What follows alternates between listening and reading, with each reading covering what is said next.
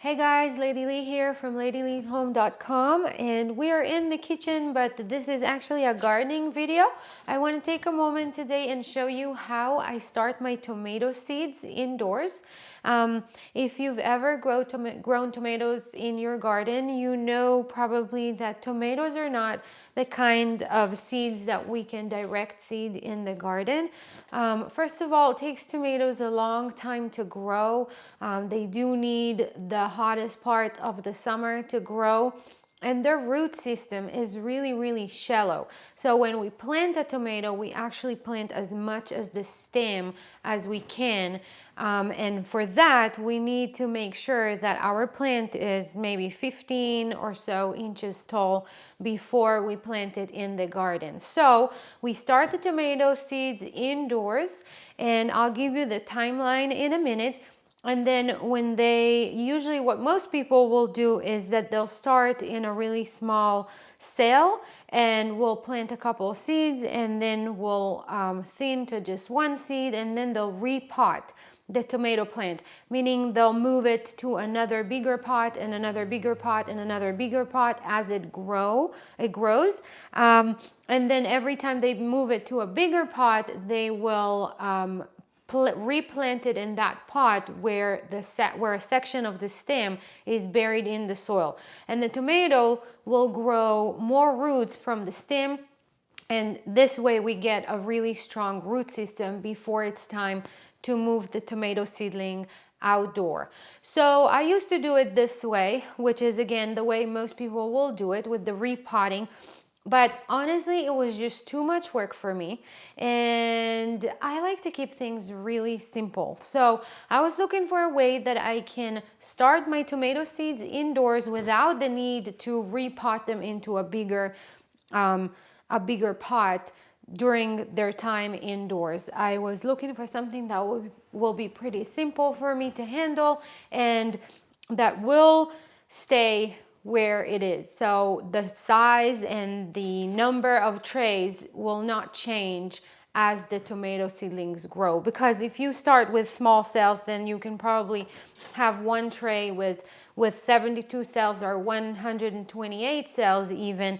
But then when you break that apart and you go into bigger cells, then the number of trays is going up too. Now, if you have a greenhouse, that might not be a problem for you. If you have room to spread and lots of benches to put trays on. But I'm actually starting my seedlings inside the house. I have one of those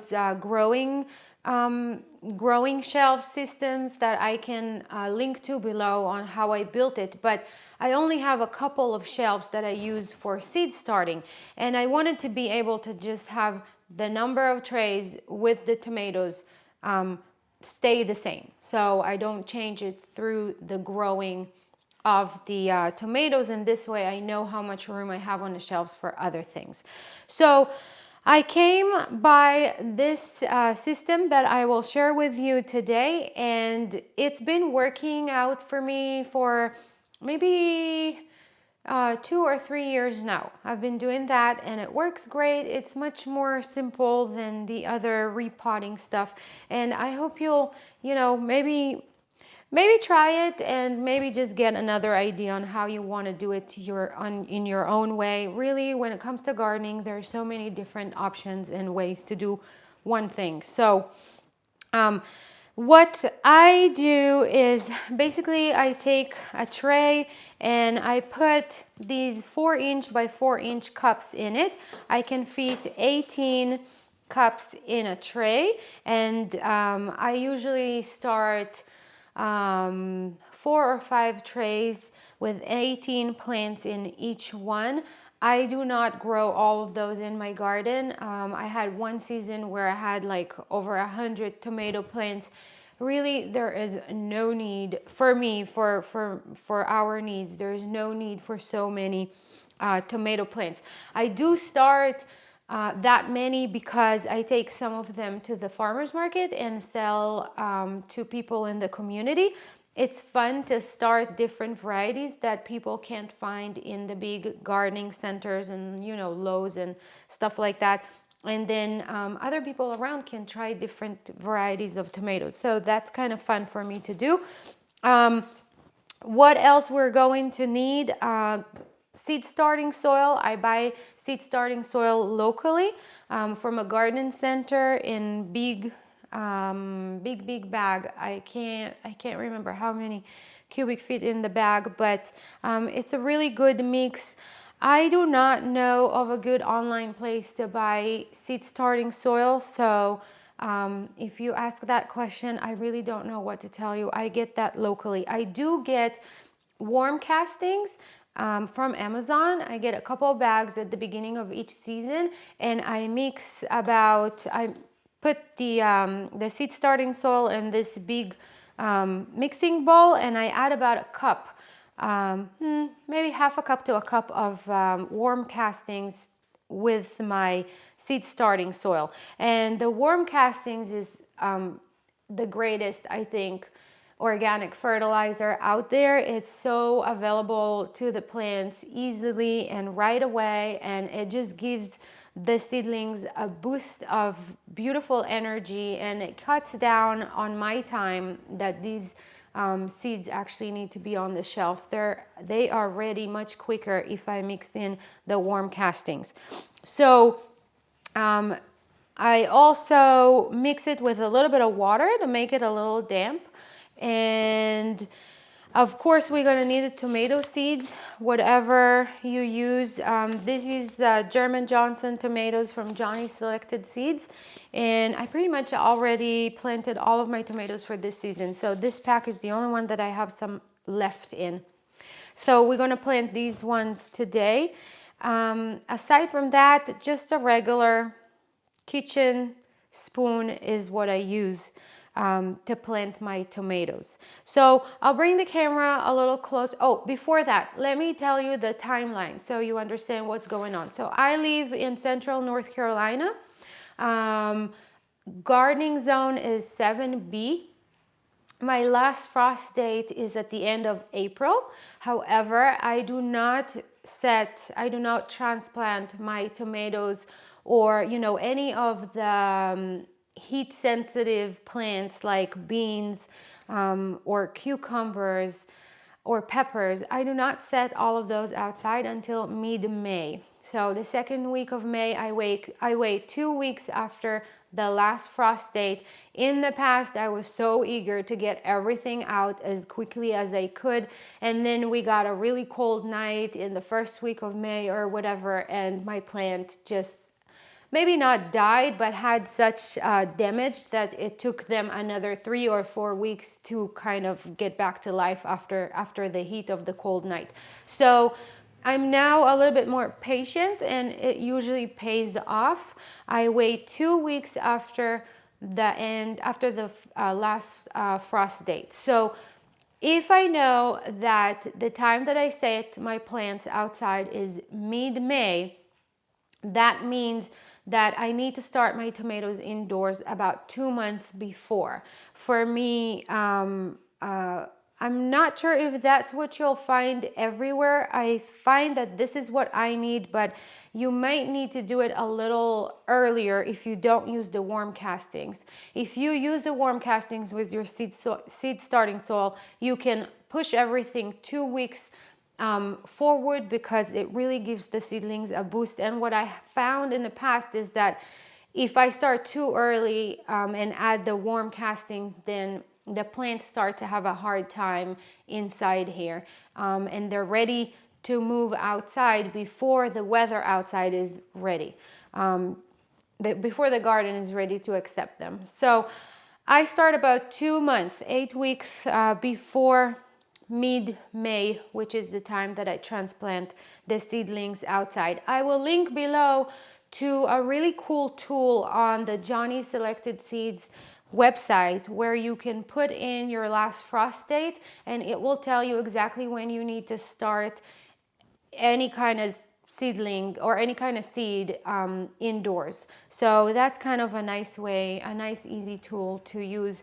to figure out when you need to start them. But here for me in North Carolina, I start in mid-March and I transplant outside in mid-May. So I'm gonna move my camera a little bit closer so you can see how I do this, and I'll walk you through how I'm planting my tomato seeds indoors. So here's how I do this. Instead of filling the whole pot with the seed starting soil, I only add about 2 tablespoons of the seed starting soil into each cup.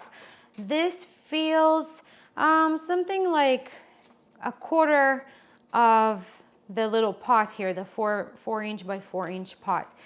And I'll show you how it looks in a minute. So I just add about 2 tablespoons and I'll kind of press it down a little bit. So really I only have soil on the bottom 1/4 of each of these pots. And I hope you can see this. What I'll do, I will fill all of these and then I'll put a couple of seeds in each of the cups and they will germinate, and when they are about 1 inch or so tall, I will get rid of one of the seedlings by cutting them with scissors, not pulling, just cutting with scissors, and then I'll have 1 seedling in each of these cups. And as the seedling grows, I will bring the tray out back here, and every couple of weeks I'll just take some more soil with my spoon and add it around the seedlings. You got to do it gently, but this way you really don't have to repot. You can just add more soil as the seedling is growing. So that's how I basically eliminate the need to repot the seedlings. As it's growing, I just keep adding soil instead of moving it to a different container. So I'll show you in a minute how we plant the seeds, and I'll just finish filling all these with the soil. Just a couple of really big tablespoons is enough. You really just want a little bit of soil on the bottom of each of the pots.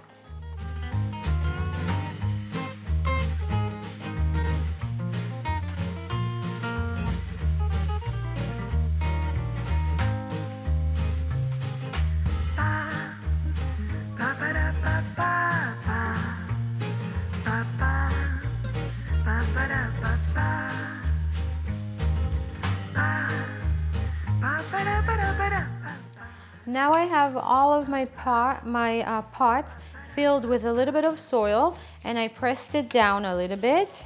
And what I'm going to do now is just take my seeds, and I'm going to plant 2 seeds. This is a new pack of seed. If you have an older pack of seeds, you might want to do more than 2. But I'm going to do two seeds, and I'm going to try to put them right in the center. And this is important to spend just a little bit of time on it, because later on when you want to add more soil around the seeds, it's much easier to do that if they are centered in the pot and not close to the edge of the pot. So just take care, just takes a couple more seconds to make sure that you put your seeds in the center.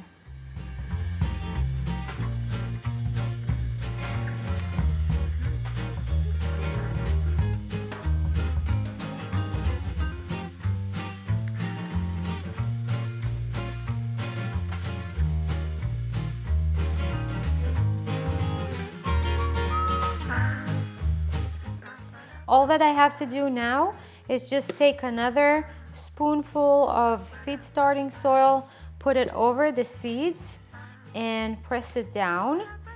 And that's it, basically.